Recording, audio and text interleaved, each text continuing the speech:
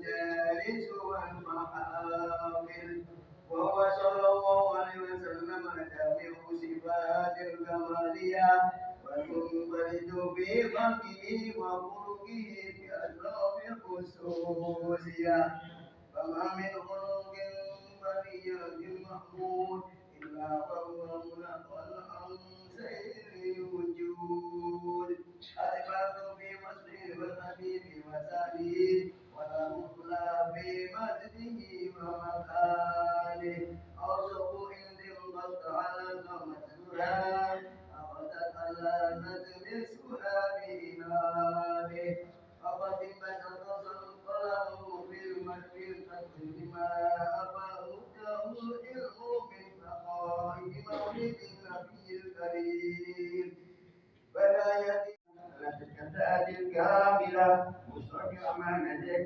وحفيظ سرك وهامر إدارتك الشاملة الأبي الأكبر المحبوب لك والمحسن بسبب الأقار في كلمة القرب ومظهر قاسم إمجادك في عبادك وسادس أهلك بشأنك تعرف بدارك سيد الكونين وأسلم الثقلين اللهم صل وسلم على سعدك وجهك من أعمالك اللهم إنا نقدم إليك جاء النبي الكريم اللهم حبيب الرحمن وعلى آله وأصحابه وأزواجه وذريته والتابعين وتابع التابعين بإحسان إلى يوم المصير وعلى جميع الملائكة المقربين وجميع عباد الله الصالحين وعلينا معهم وفيه برحمتك يا سميع يا بصير أما بعد الحمد لله رب العالمين. Kita bersyukur kepada Allah Subhanahu wa taala atas anugerah dan karunia Allah Subhanahu wa taala kita bisa berkumpul bersama pada malam hari ini di dalam rumahnya Allah Subhanahu wa taala. Tidak lain dan tidak bukan itu merupakan karunia dan anugerah dari Allah Subhanahu wa taala yang menggerakkan tubuh kita untuk bisa menghadiri, untuk bisa memperingati daripada kejadian Isra dan Mi'raj kekasih kita Muhammad sallallahu alaihi wasallam. Hadirin yang dimuliakan Allah Subhanahu wa taala, kejadian ini, kejadian Isra dan Mi'raj Nabi Muhammad sallallahu alaihi wasallam di antara lain itu merupakan Allah Subhanahu wa taala ingin menghibur kekasihnya Muhammad sallallahu alaihi wasallam. Allah Subhanahu wa taala berfirman, Subhanallazi asra bi 'abdihi. Maha suci Allah. Allah memulai firman-Nya dengan ucapannya Subhan. Maha suci Allah Subhanahu wa taala. Kenapa tidak dimulai dengan alhamdulillah?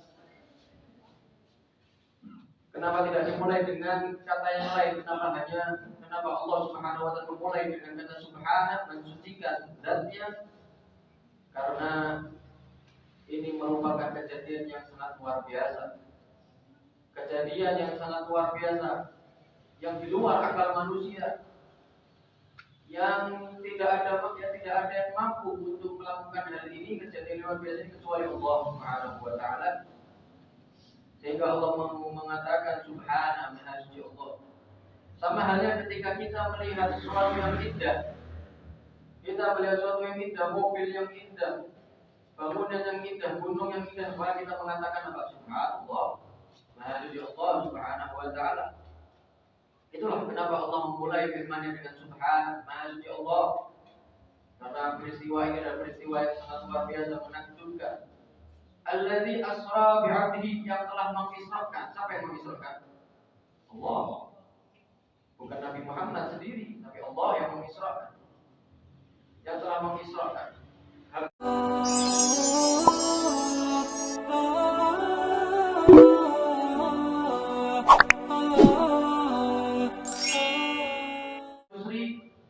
Itu artinya adalah berjalan di malam hari.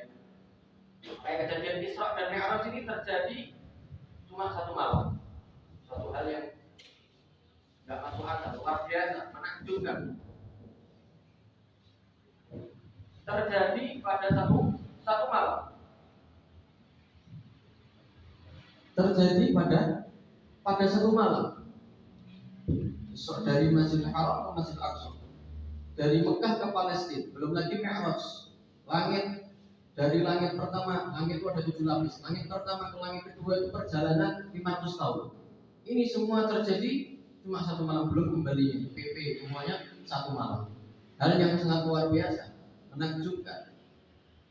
Suatu hal yang sangat menakjubkan yang di luar akal manusia. Inilah di antara lain hikmahnya adalah Allah ingin menghibur kekasihnya Muhammad SAW, karena kejadian Isra dan Mi'raj dalam sebagian riwayat terjadi pada tahun ke-12 dari kenabian. Tahun ke-12 dari kenabian berarti umur Nabi Muhammad berapa? 52. Sebelum kejadian ini terjadi kejadian yang menyedihkan Nabi Muhammad SAW, bertubi-tubi. Tahun ke-10 daripada kenabian, Rasulullah kehilangan 2 kekasihnya, 2 orang yang dekat kepadanya. Yang pertama pamannya Sayyidina Abu Thalib radhiyallahu anhu wa 3 hari setelah itu dalam sebagian riwayat meninggal istrinya yang tercinta Sayyidatuna Khadijah radhiyallahu ta'ala anha wa ardhaha. Belum lagi pada tahun yang sama beliau berdakwah ke Taif. Apa yang terjadi ke Taif? Apa yang terjadi dalam Taif? Beliau berdakwah, akan tapi mereka melakukan hal-hal yang membahayakan Nabi Muhammad SAW. Hal-hal yang tidak layak yang mereka lakukan kepada Nabi Muhammad SAW, melempari batu sampai terluka Nabi Muhammad SAW. Pada saat tahun ke-12 Allah ingin menghibur kekasihnya Muhammad SAW yang sebelumnya belum ada ucapan atau janji atau ucapan dari Allah Subhanahu wa Ta'ala kepada Nabi Muhammad. Artinya kejadian ini itu terjadi secara tiba-tiba. Ini kekhususan yang Allah berikan kepada kekasihnya Muhammad yang tidak diberikan kepada nabi-nabi yang lain. Ya. Adapun Nabi Musa alaihissalam dari Allah, beliau ketika ingin berbicara kepada Allah Subhanahu wa Ta'ala di Gunung Tur Sina, sebelumnya sudah dijanjikan sama Allah Subhanahu wa Ta'ala apa yang difirmankan Allah, wa wa'adna Musa 30 lailah wa atmamnaha bi 'ashr fatamma miqatu rabbih. Dan kami telah menjanjikan Musa 30 hari dan disempurnakan 10 hari, total berapa? 40 hari. 40 hari ya, untuk bermunajat kepada Allah Subhanahu wa Ta'ala. Sudah 40 hari sebelumnya itu Allah sudah menjanjikan kepada Nabi Musa untuk berbicara kepada Allah Subhanahu wa Ta'ala. Memang ini suatu hal yang menggembirakan. Kita kalau seandainya kita ini dijanjikan sama seorang, kamu besok 3 hari lagi kamu akan mendapatkan hadiah, misalkan 1 miliar. Senang kita kan? Ya, gembira, bahagia. Tapi lebih menggembirakan lagi ketika ada seorang secara tiba-tiba mengatakan ini hadiah untuk kamu. Kenapa? Ini terjadi secara tiba-tiba. Kenikmatan terjadi secara tiba-tiba. Itulah yang terjadi kepada kekasihnya Nabi Muhammad SAW. Ingin menghibur beliau, terjadi secara tiba-tiba dipanggil untuk menghadap Allah Subhanahu wa Ta'ala. Nabi Musa hanya bermunajat, tapi Nabi Muhammad bertemu Allah Subhanahu wa Ta'ala. Para anbiya, walaupun para rasul, Nabi Muhammad harus lebih unggul daripada yang lain. Bahkan Nabi Muhammad tidak memiliki bayangan. Kenapa? Ini menyamai Nabi Muhammad. Bayangan Nabi Muhammad tidak punya bayangan. Pernah sahabat itu ketika berjalan dengan Nabi Muhammad SAW, karena adat akhlaknya mereka tidak mau berjalan di depan Nabi Muhammad, di belakang. Saking akhlaknya mereka itu, mereka sampai memperhatikan hati-hati ketika jalan, takut minjek bayangannya Nabi Muhammad. Tapi setelah diperhatikan, mana ini bayangan Nabi Muhammad? Ada, ternyata memang benar. Nabi Muhammad tidak memiliki bayangan. Bagaimana mungkin beliau memiliki bayangan sedangkan beliau adalah cahaya? Cahaya punya bayangan apa enggak? Beliau adalah cahaya Sallallahu alaihi wasallam. Bahkan bayanganmu tidak tidak ada. Allah tidak ingin siapapun menyamai Nabi Muhammad SAW. Rasul dan tibaran haulahu yang telah kami berkahi apanya dari sekitarnya. Linuriyahu tujuannya untuk apa? Untuk kami perlihatkan keagungan, kebesaran, tanda-tanda kebesaran, tanda-tanda daripada kebesaran Allah Subhanahu wa taala, karena ini memang kejadian yang sangat luar biasa, disebut dengan khariqul adah, kejadian yang sangat luar biasa di luar akal manusia. Dan itu tidak mustahil bagi Allah Subhanahu wa taala. Ketika orang-orang yang bermaksiat nanti di api neraka mendapatkan azab dari Allah Subhanahu wa taala, sebelumnya tubuhnya pada bersaksi, matanya bersaksi, telinganya bersaksi, tangannya bersaksi. Sehingga ini orang ini bingung, ini kok bersaksi semua, bersaksi jelek untuknya. Ini saya digunakan untuk bermaksiat ya Allah, tangannya berbicara, matanya berbicara, saya digunakan untuk bermaksiat ya Allah. Akhirnya mereka mengatakan seperti yang difirmankan Allah, wa qalu li juludihim lima syahidtum alaina qalu anṭaqanallahu alladzi anṭaqa kulla syai'. Mereka mengatakan kepada tubuh-tubuh mereka, kulit-kulit mereka, kenapa kamu bersaksi melawan aku? Kamu ada pada tubuhku, kenapa kamu bersaksi? Kalau mereka tubuh-tubuh itu mengatakan yang membuat saya bersaksi, berbicara adalah Allah Subhanahu wa taala. Kalau Allah sudah menghendaki selesai masalahnya, tidak perlu kita bahas lagi. Allah Subhanahu wa taala. Maka ceritakan ada di zaman Nabi Muhammad SAW ada seorang pengembala kambing sedang mengembala kambing. Yang pada awal mulanya ini pengembala kambing ini nggak kenal Nabi Muhammad SAW. Kemudian di tengah perjalanannya tiba-tiba ada seekor serigala ya ingin menerkam daripada salah satu kambingnya.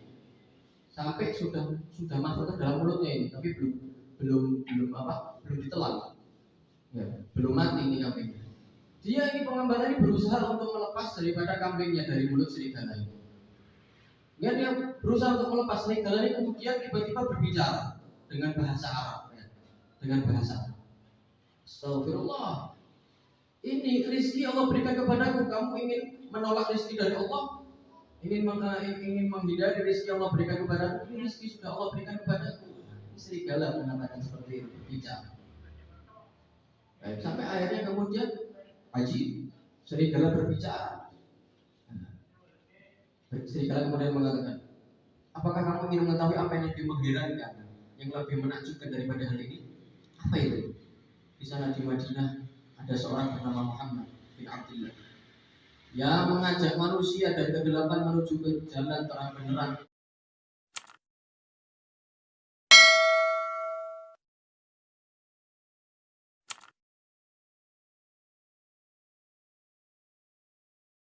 Siapa itu? Muhammad bin Abdullah di Madinah sana dekat sini. Serigala berdakwah ini. Serigalanya berdakwah. Akhirnya kemudian orang tersebut kemudian ingin berangkat ke Madinah, ingin bertemu Nabi Muhammad, akan tapi bingung masih ya. Ini kambing siapa yang jaga? Saya berangkat, ini kambing siapa yang jaga? Serigala mengatakan, gak usah khawatir, saya yang jaga. Kamu hitung semua kambingnya, kembali utuh semua. Serigala yang menjaga. Guna supaya ini beriman kepada Nabi Muhammad. Serigala berdakwah, berbicara. Siapa yang menyebabkan serigala itu berbicara? Allah, selesai sudah masalah. Allah Subhanahu wa taala. Siapa yang menyebabkan kita bisa berbicara? Allah. Allah Subhanahu wa taala. Kalau Allah menghendaki kita bisu. Allah yang menghendaki, itu nikmat dari Allah yang harus kita syukur.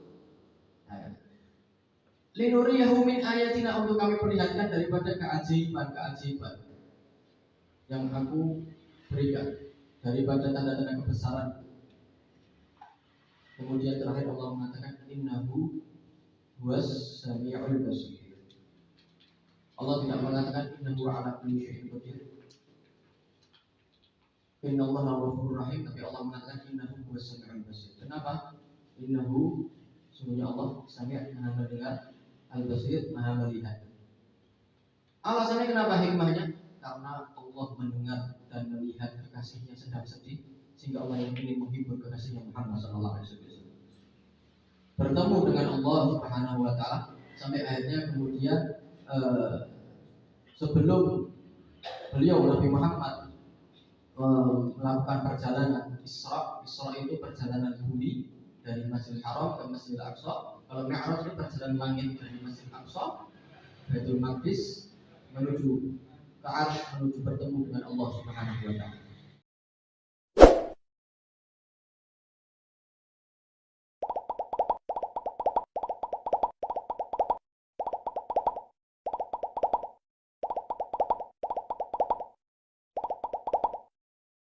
Maknawi, yang maknawinya, batinnya yang diambil adalah yang terjadi pembelahan dada itu terjadi 4 kali pada diri Nabi Muhammad. Yang pertama ketika beliau berumur 4 tahun, ketika bersama ibu susuannya Sayyidah Halimah Sa'diyah.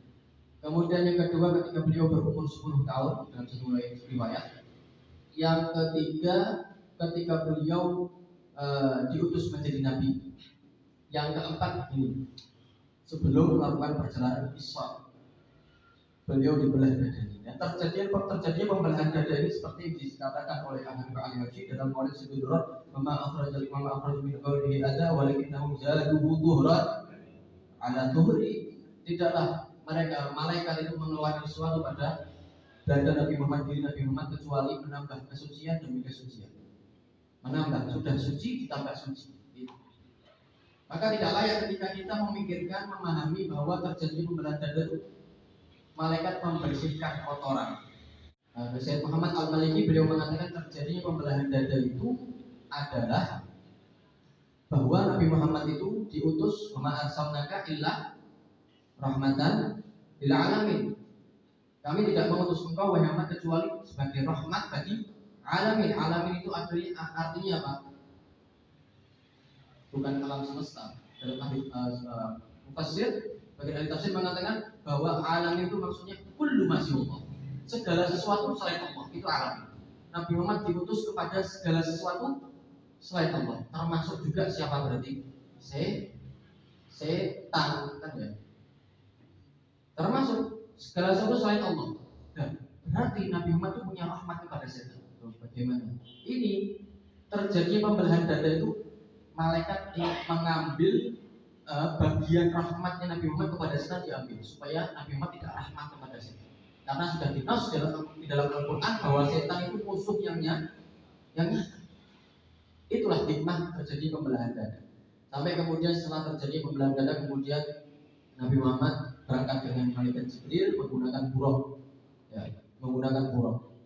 Buraq itu artinya ada 2 makna. Seperti yang dikatakan oleh Syekh Muhammad Al-Maliki dalam kitabnya Al-Aqsa. Makna yang pertama diambil dari bariq, artinya adalah al-bayaw, putih, karena warnanya putih. Makna yang kedua diambil dari al-barq, artinya adalah cepat, karena buraq itu cepat. Allah Subhanahu wa taala mampu enggak menjadikan Nabi Muhammad langsung bertemu Allah tanpa menggunakan buraq? Kenapa Allah menakdirkan seperti ini dengan menggunakan buraq terlebih dahulu? Alasannya diantaranya adalah untuk memuliakan Nabi Muhammad SAW.